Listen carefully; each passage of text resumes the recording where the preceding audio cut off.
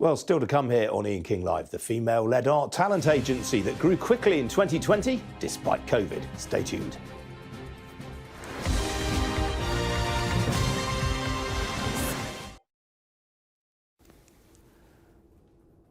Welcome back. Some breaking news to bring you in the last few minutes. It's quite an important story, this. 39 former sub-postmasters who were convicted of theft, fraud and false accounting because of the Post Office's defective Horizon accounting system have had their names cleared by the Court of Appeal. We will have much more on this in All Out Politics, which follows this programme.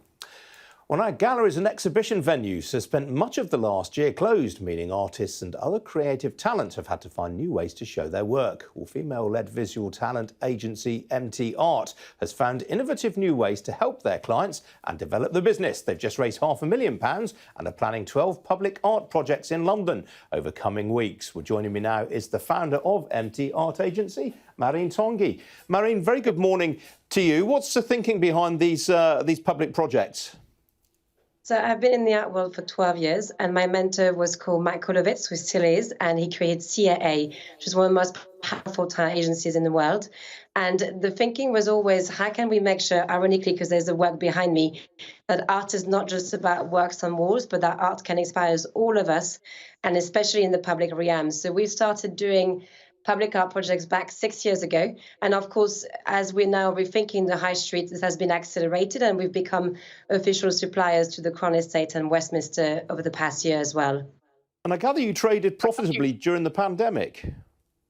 Yeah, we're very lucky. We've actually been profitable since the start of the business, but we've definitely seen an increase during the time of the pandemic, because I think, you know, we were really trying to show that artists could still add value, even though everything was closed, even though there were major challenges. And you can see here the 12-meter exhibition of our artist Delphine Diallo on Regent Street. And I think that was incredibly meaningful. The number of social media posts, the number of reports and people praising it. As all the shops were closed, the idea that art and stories mattered was essential for us to prove through the model that we have. Do you prefer dealing with exhibitors or with art collections, or are you pretty agnostic? I think, frankly, anyone that values art, and I know our artists can enhance, you know, we've also been working, at the minute we're working with Glenn Fiddish to rethink entirely the way they communicate, and through a public art project as well. And I just want, you know, people to tell good stories using the art of artists. And I feel that's why I quoted my mentor. I feel those talents are not really understood in the mainstream still. And I want to make sure that this artist gets to inspire everyone through all types of partnerships.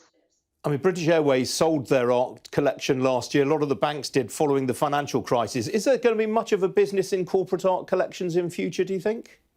Well, we also, the suppliers to UBP, was one of the few banks, as you know, that's still privately owned. So we've actually still seen an increase of people buying online.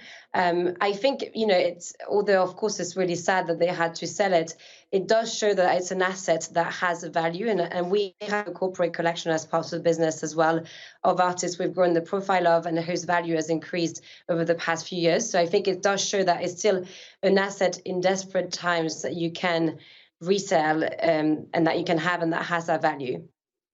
All right, Marine, I'm told we've got a bit more breaking news coming up, so I'm sorry, we're going to have to leave it there. Very good to talk to you this morning. Thank you. Take care. Now,